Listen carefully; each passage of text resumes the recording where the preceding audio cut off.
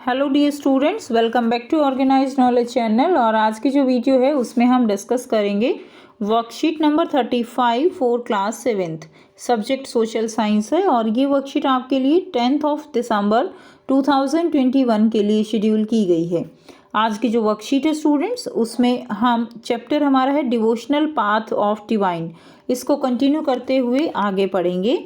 और आज की वर्कशीट में हम महाराष्ट्र के संत के बारे में और नाथपंथी सिद्ध पुरुष और जो योगीज होते हैं उनके बारे में, उनके विचारों के बारे में जानेंगे। सो वर्कशीट शुरू करने से पहले प्लीज़ चैनल को सब्सक्राइब कर दीजिए, बेल आइकन को भी प्रेस कर लो ताकि आपको आने वाली वीडियोस की नोटिफिकेशन वो समय से मिल जाए। सो देखिए आज की वर्कशीट में क्या दिया गया है। बच्चों, हमने पिछली वर्कशीट में अलग अलग जो भक्ति काल है उनके बारे में पढ़ा। हमने अलवार, नैनार सबके बारे में पढ़ा। हमने ये देखा कि किस तरह से सभी जो लोग थे उनके अलग अलग अपने अपने जो है विचार थे। नाथपंथी सिद्ध थे और योगीज थे, उनके क्या विचार थे। तो प्लेस एंड पीरियड उनका क्या था। उनका प्लेस था जो योगी हुए हैं, सिद्ध हुए हैं, नाथपंथीज हुए हैं, वो नॉर्थ इंडिया में थे एंड अराउंड 12th सेंचुरी। ठीक है, अराउंड 12th सेंचुरी। नेक्स्ट देखिए, they criticise the ritual and other aspects of conventional religion. उन्होंने जो है conventional religion and the social order using simple logical argument. उन्होंने जो साधारण तर्क वितर्क का सहारा लेकर जो रूढ़िवादी धर्म के कर्मकांड थे, बनावटी जो व्यवस्थाएं थी समाज में, उनकी उन्होंने जो है बहुत ज़्यादा आलोचना की। जो लोग कर्मकांड जो है यज्ञ पूजा और इन चीज़ों को एक तरह से आप कह सकते हो कि रूढ़िवादी धर्म को मानने वाले थे। ठीक है, उनको जो उनकी जो बनावटीपन था उसकी आलोचना उन्होंने की थी। उनका मानना था कि हमें सच्चे मन से जो है ईश्वर की प्राप्ति के लिए कार्य करने चाहिए, केवल दिखावे के लिए नहीं। दे एडवोकेटेड रीनेशन ऑफ द वर्ल्ड। उन्होंने जो वर्ल्ड है, संसार है, उसको छोड़कर उसका परित्याग करके संन्यास का उन्होंने समर्थन किया था। To them, the path to salvation lay in meditation on the formless ultimate reality and the realization of the oneness with it. उनके लिए क्या था कि उनके विचार से जो बिना आकार का जो ईश्वर है, फॉर्मलेस है, यानी ईश्वर जो है वो एक तरह से क्या है, परम सत्य है, उसी का चिंतन मनन यानी मेडिटेशन, उसी का हमें जो है ध्यान करना चाहिए।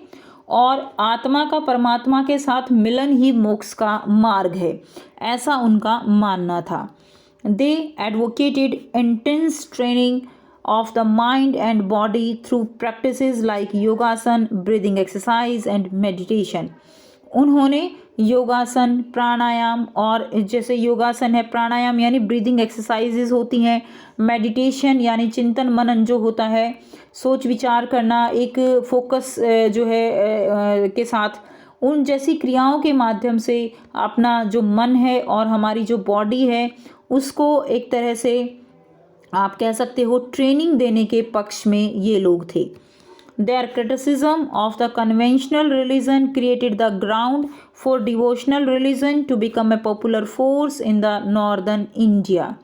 उनके द्वारा दी गई, आप कह सकते हो उनके द्वारा की गई जो आलोचना थी, ठीक है, ट्रेडिशनल जो कन्वेंशनल रिलीजन था उसकी जो उन्होंने आलोचना की थी, उन्होंने एक भक्ति का मार्ग जो है उसको चुना और धर्म के लिए एक आधार तैयार किया जो आगे चलकर नॉर्दर्न इंडिया में बहुत ज़्यादा फेमस हुआ। और आज भी ये चीज़ें हमें देखने को मिलती हैं कि किस तरह से लोग जो है वो संन्यास लेते हैं और योगीज होते हैं, सिद्ध पुरुष होते हैं। ठीक है, तो आज भी ये चीज़ हम देखते हैं।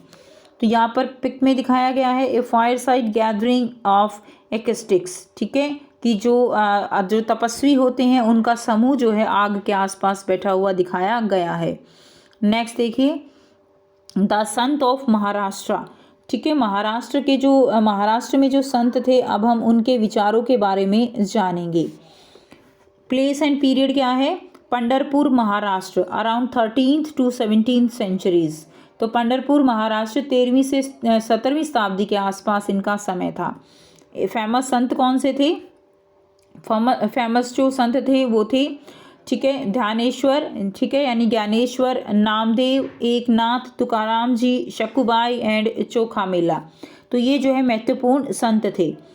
उसके बाद देखिए इनके डैटी कौन थे, यानी ये किसको मानते थे, आराध्य कौन थे, किसको पूजते थे, उसको हम डैटी कहते हैं। लॉर्ड विट्ठल, विट्ठल जो कि भगवान विष्णु का एक रूप है। Central notion, personal god reside in the heart of all people. अब इनका जो केंद्रीय विचार क्या था, ये मेन इनका जो है आप कह सकते हो कि सेंट्रल पॉइंट था कि ये इनका मानना था कि जो ईश्वर हैं वो हर एक मनुष्य के हृदय में विराजमान हैं। Songs were written in the local language Marathi. इन्होंने जो सॉन्ग्स लिखे वो जो महाराष्ट्र की लोकल लैंग्वेज है मराठी उसमें लिखे। These sant poet rejected all form of ritualism, outward display of pity and social differences based on birth. उन्होंने जो ये लोग थे, इन संत कवियों ने जितनी भी प्रकार के कर्म कांड थे, पवित्रता के जो लोग ढोंग करते थे और बर्थ के आधार पर जो डिस्क्रिमिनेशन था समाज के अंदर, उसको इन्होंने पुरजोर विरोध किया था। They even rejected the idea of renunciation and preferred to live with their families, earning their livelihood like any other person while humbly serving fellow human being in need.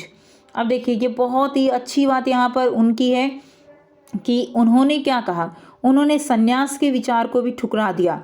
They even rejected the idea of renunciation. उन्होंने संन्यास के विचार को ठुकराया। Prefer to live with their families, अपने परिवार के साथ रहने को उन्होंने प्रेफर किया।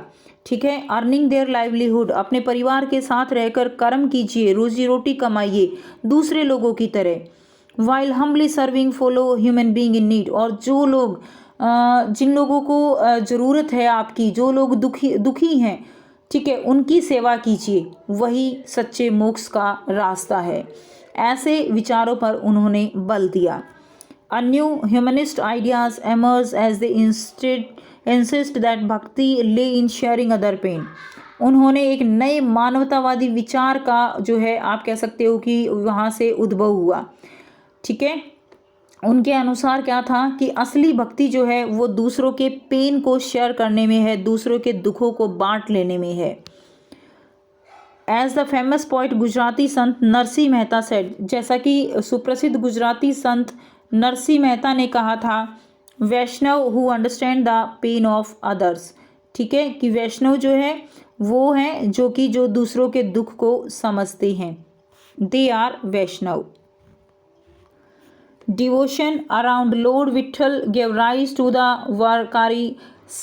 वरकारी sect which lay emphasis on an annual pilgrimage on Pandharpur. ठीक है, तो इसमें देखिए क्या कहा गया है कि जो भगवान विट्ठल है उसकी आराधना ने एक वारकारी संप्रदाय उसको जन्म दिया पंढरपुर में, और जो पंढरपुर की जो वार्षिक तीर्थ यात्रा होती है उस पर यह संप्रदाय जोर देता है।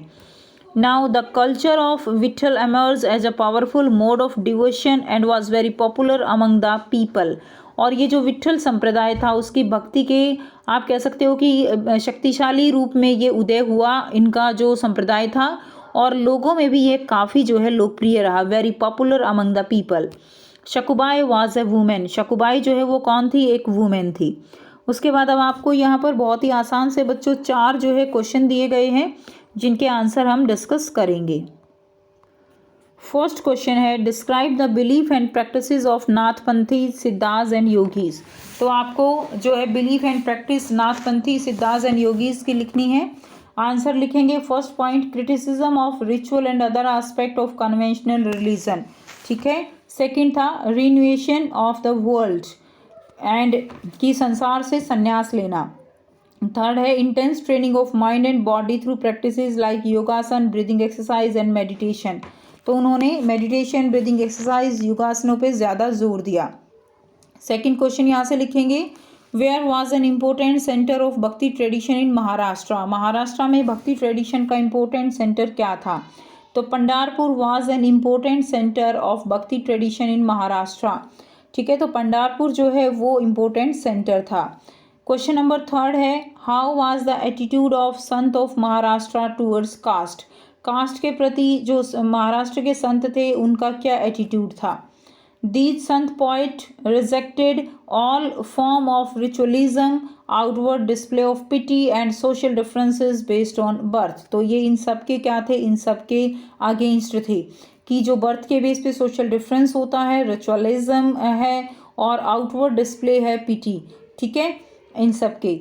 नेक्स्ट देखिए क्वेश्चन नंबर 4 दिया गया है, name some important Sant of Maharashtra. Maharashtra के कुछ इम्पोर्टेंट संत के नाम बताइए।